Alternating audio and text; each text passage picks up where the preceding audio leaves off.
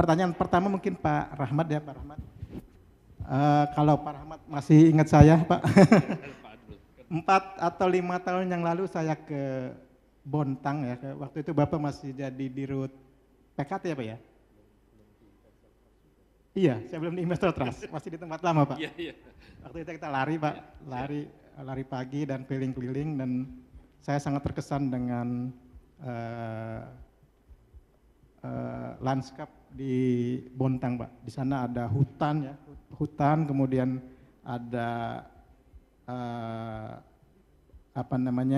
ada sentra produksi, dan itu dipadukan berdampingan. Bahkan waktu itu ada pameran lukisan ya Pak ya, pameran lukisan, pameran seni, dan saya bersama teman-teman juga menganggap ini sebuah terobosan ya.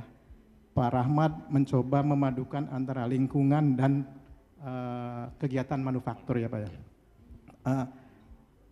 Waktu itu kami juga terhenyak Pak, karena Pak Rahmat saat itu bilang bahwa pupuk Kaltim akan memproduksi clean amonia ya, clean amonia yang terdiri atas green amonia dan blue amonia. Nah ini suatu terobosan luar biasa, di mana pupuk Indonesia dengan anak usahanya Pupuk Kaltim punya produk yang tidak hanya mendorong produktivitas petani dan mewujudkan ketahanan pangan, tapi juga melestarikan lingkungan.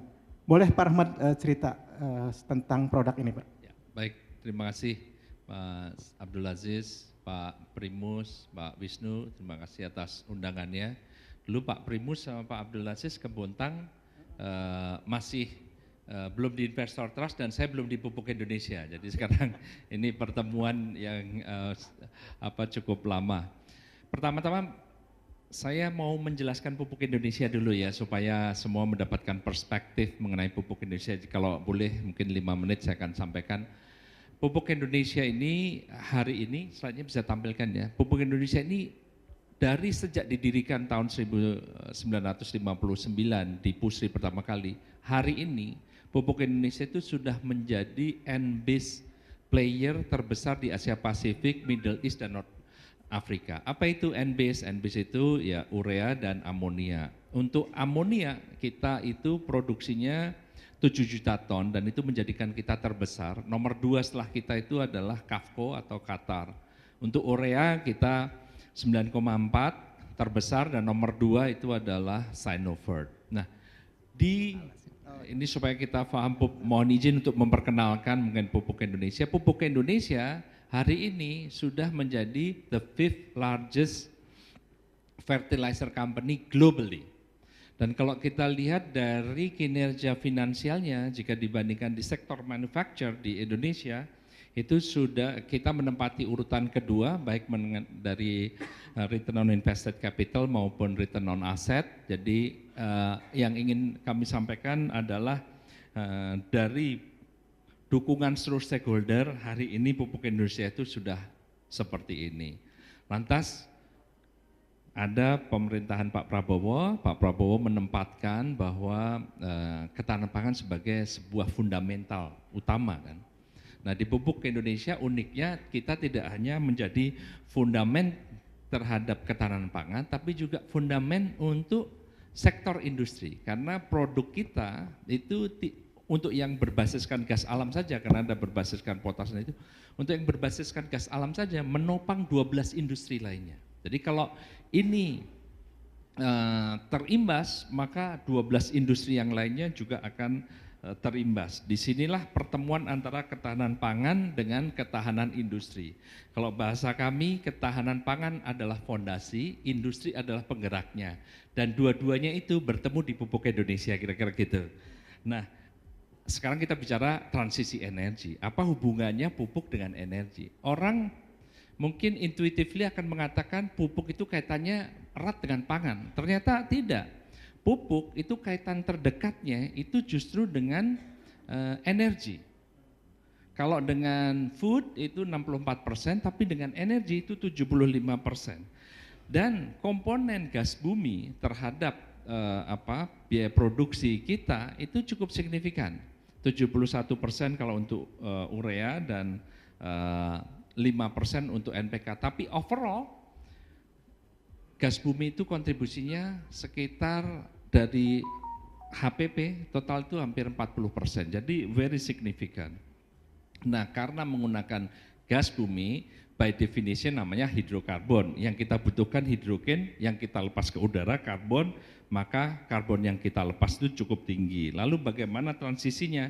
Kita melihat ada 3 cara untuk melakukan transisi. Satu, tentu merubah feedstock. Tadi yang ceritakan green, amonia dan seterusnya itu dirubah dari gas alam menjadi yang sifatnya renewable. Yang kedua adalah memperbaiki efisiensi dari produksi, karena emisi kita itu munculnya dari proses produksi. Yang ketiga tentunya emisi yang masih terluar itu kita gunakan untuk circular economy, membangun industri lain turunannya, misalnya CO2 menjadi soda A, CO2 menjadi CO2 cair dan seterusnya, atau juga nature based solution. Nah, berbicara mengenai proses, karena ini kan energi ya, kaitannya dengan gas. Komponen gas kita itu sangat tinggi. Unfortunately, dari peninggalan para senior-senior, 15 pabrik amonia dan 15 pabrik urea, itu untuk urea saja sekarang ini rasio konsumsinya itu tinggi sekali. Rata-rata rasio konsumsi kita grup itu adalah 28 MMBTU per ton urea. Jadi untuk membuat satu urea butuh 28 MMBTU average. Tapi 8 dari 15 pabrik urea kita itu tua. Kalau kita snapshot yang 8-nya itu adalah konsumsinya 32 MMBTU per 1 ton urea. Sedangkan yang selebihnya itu sudah masuk global standard. Makanya average-nya kita di 28. Nah, ke depan kita akan melakukan revitalisasi karena pabrik-pabrik kita ini sudah tua-tua.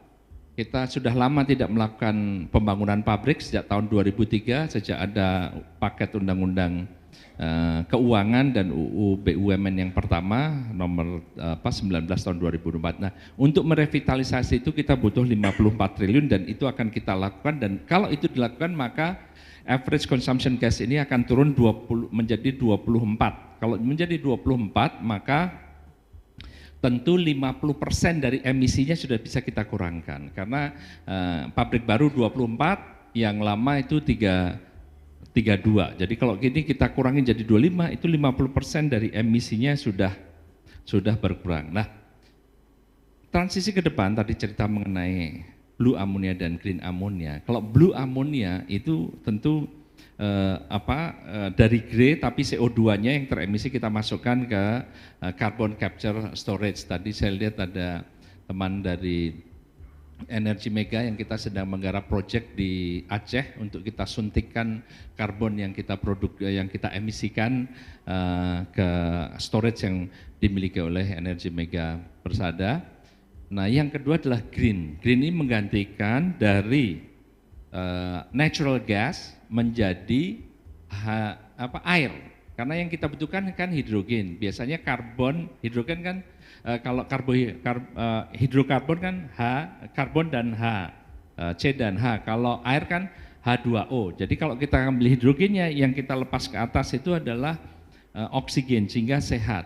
Nah, ke depan demand untuk green ammonia atau clean ammonia, blue atau green ini akan meningkat karena ada muncul permintaan dari sektor energi. Tadi saya sedang ngobrol-ngobrol membuka baru muncul PP nomor 40 tahun 2025 tentang energi, dan di situ di tahun 2030 ternyata amonia di Indonesia juga sudah dimasukkan sebagai komponen untuk bahan energi, tidak lagi dilihat sebagai feedstock hanya untuk feedstock untuk industri kimia, tapi ternyata Indonesia pun di tahun 2030 itu sudah menempatkan amonia sebagai bahan bakar, sebagai bahan suplai energi. Di Jepang sudah mulai tender untuk melakukan mengkonvert antara kebutuhan dari coal menjadi amonia dan coal. Nah, yang green energy ini izin saya mau menceritakan, kita punya proyek yang global first. Jadi ini pertama kali di dunia kita mencoba menjadikan hybrid. Jadi menggunakan bahan bakunya air dan gas alam. Dua-duanya kita coba, kita masukkan di dalam pabrik yang sama. Pertama di dunia ya Pak? Pertama kali di dunia, dan ini kita kerjasama dengan Jepang. Itu kita tanda tangan pada waktu itu ada Menteri Jepang dan ada Pak Rosan. Kita mendapatkan grant dari pemerintah Jepang karena ini menjadi yang pertama di dunia. Ke depan tentunya kita akan terus berkembang. Kalau dilihat dari ammonia capacity kita sekarang 7 juta di tahun 2050 dan semuanya grey, next. Ke depan ini justru grey-nya akan turun hanya menjadi sekitar 1,8. Kenapa masih ada grey? Karena kita butuhkan CO-nya untuk karbon dioksida-nya untuk membuat urea. Nah, ini nanti kita kembangkan di mana-mana. Poin yang mungkin sebagai penutup yang ingin kami sampaikan, kami sangat excited untuk bisa terus mendukung ketahanan pangan nasional, menjadi penopang energi pada saat yang sama mengurangi karbon emisi, dan itu kita lakukan secara serius. Kita sekarang sudah mulai menggarap proyek-proyek yang memang sudah mulai dijalankan. Yang terakhir adalah kita juga melakukan revitalisasi pabrik. Hari ini kita menggantikan pabrik yang di Pusri, itu kita bangun satu pabrik namanya Pusri 3B, investasi sekitar 10 triliun, menggantikan pabrik tua, dan nanti Pusri Palembang itu, Pak Alim tadi nanyain mengenai Pusri, akan menjadi pabrik perusahaan tertua, tapi average pabriknya termuda dan terefisien. Demikian rasanya Pak Abdul Aziz sebagai pengenalan mengenai pupuk Indonesia dan tadi yang ditanyakan terkait dengan amonia. Ya, baik Pak Rahmat, terima kasih karena waktunya sudah pas ya. Silakan tepuk tangan buat Pak Rahmat pribadi.